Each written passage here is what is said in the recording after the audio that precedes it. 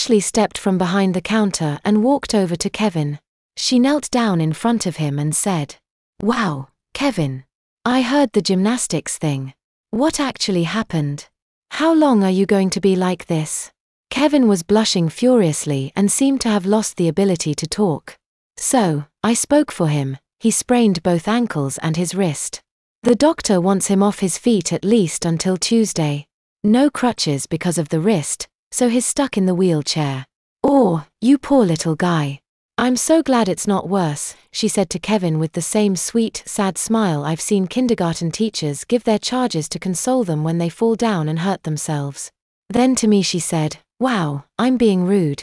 Hi, Carrie. It's nice to see you. You too, Ashley.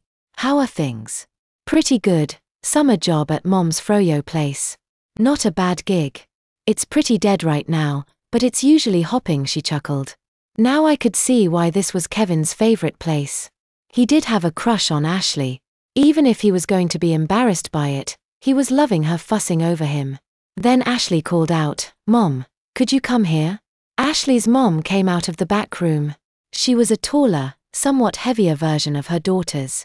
She had a really sweet face though.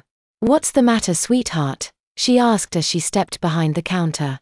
"Kevin O'Neill is here with his cousin." Ashley replied, "Oh, Kevin. How are you?" This time Kevin remembered how to speak and replied, "I'm okay, Mrs. Dunn.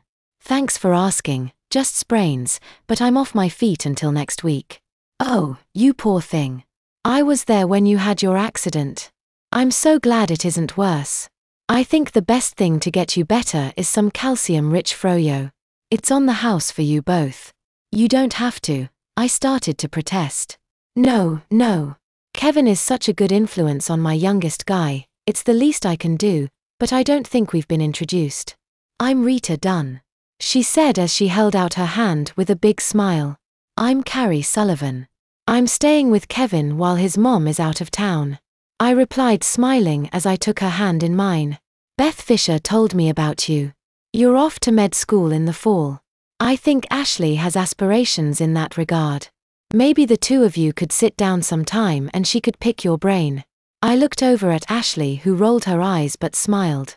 "Be glad to," I said. Ashley stood up and said, "Let's do this. Can I help Kevin get his yogurt?"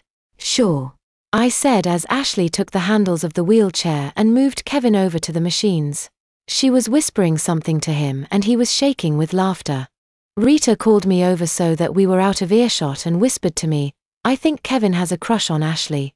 I chuckled. "Why I think? Is it mutual?" "Might be. It's hard to say. She really likes him and knows he's only a little younger than her, but I think she sees him more like a little boy that needs looking after than a possible boyfriend." "I know the feeling," I whispered back. "Now, you go help yourself to anything you'd like. Then we can all sit and talk for a while," Rita said in her normal voice. Once Ashley, Kevin, and I had gotten our treats, Rita joined us at a table. "Rita," I started, "where would you bring your son to get a haircut? Kevin needs one before we head up to Cape Cod on Saturday and he doesn't have a barber in town yet. Snips and Snails here in the mall. They are great with little boys and they look really cute, handsome when they are done." She responded and glanced over at Kevin, who was totally absorbed in Ashley. "Need an appointment?" I asked. "Yeah, usually a week in advance. But if you want, I'll call over for you and get you one tomorrow. It's a professional courtesy the shop owners here in the mall extend each other." "Please." "What time?" "Try for 10, but any time in the morning will be fine." "So you're going to Cape Cod?" Ashley asked. "Yeah, my family is having a reunion there. It's kind of a tradition. Kevin's coming too." "I love the Cape," Rita said, "but I haven't been there since Heather was born." "Have I been there?" Ashley asked. "Yes, but not since you were in diapers," Rita answered. Ashley blushed a bit and said, "Mother."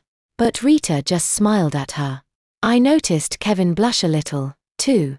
We chatted for a while longer and then some customers started to come into the store. "We'd better be going," I said, "but could I return this favor? Would you like to come to our place for dinner tomorrow?" "My husband and I have an engagement tomorrow," Rita said, But the girls can if they want. I'd love to, and I'm sure Heather will want to come too. But we can't leave Mark out. Can we bring him too? Mark? I asked. He's their little brother and the littlest guy on my gymnastics team. Kevin replied, then added, of course he can. I don't want to be totally outnumbered by girls. Well, it's settled then. How does 6 sound? I asked. Sounds good to me, Ashley said. We said our goodbyes and I began pushing Kevin to the door. Ashley called out, Carrie, come here a sec. I locked the wheels and said to Kevin, be right back.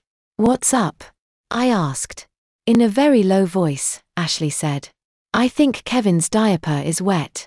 You can change him in the family restroom around the corner. Summer nurse. CH38. I looked at Ashley for a second with my mouth open and then she said, don't worry, I won't tell a soul. I babysit a lot and when I was talking to him, I heard a familiar sound. Wow, okay, I replied. Thanks, I'll take care of it when we get home. But, please. She cut me off and said, really, don't worry. I won't even let Kevin know that I know. But what's going on? Bladder infection. It seems he gets them on occasion. What are you doing for it? Doc Tom prescribed antibiotics and plenty of water to flush the infection. Well, that and time. Oh, poor little guy, she whispered. Then loudly she said, so, it's agreed then, I'll bring the dessert. Thanks, that sounds good. I said out loud and then more softly, really, thanks. She winked at me as I left and took Kevin to the car. When I was in the parking lot I asked Kevin, how are you feeling? Fine, why? He asked. How's the diaper? Oh, he said as he shifted his weight. Oh God, I wet myself in front of Ashley and I didn't even know it. Calm down, calm down. I said, it's the infection, you don't have any control over it. Do you think she noticed? He asked, panicked. I'm sure it'll be all right. I responded, avoiding the question. If she noticed, this is awful. How can I see her tomorrow? Don't worry. I said. Look, it's obvious she likes you. I don't think your being sick is going to change that. You think she likes me? He asked hopefully. Yeah, I really do. I answered truthfully. Although I thought, but probably not the way you'd like her to. Now, can we get you home so I can change you? I added. The rest of the day was pretty uneventful. Doses of medicine with plenty of water, followed by diaper changes, watching TV, playing board games, a simple dinner of soup and salad. More medicine, more water, more diaper changes. Then, just before we went to bed, Kevin asked me to take him to the bathroom so he could pee. That's good sign. I said cheerfully. Maybe, you're getting over the infection. God, I hope so. I would really like to be out of diapers tomorrow when the Duns come over. I don't blame you. I said, but we'll have to play it by ear. What do you mean? Kevin asked. Even if you're not wearing a diaper tomorrow, we should probably go with pull-ups. You know, just in case. I guess you're right, he said glumly. Come on. I said, let's get you ready for bed and we'll see what Frodo, Sam, and the boys are up to.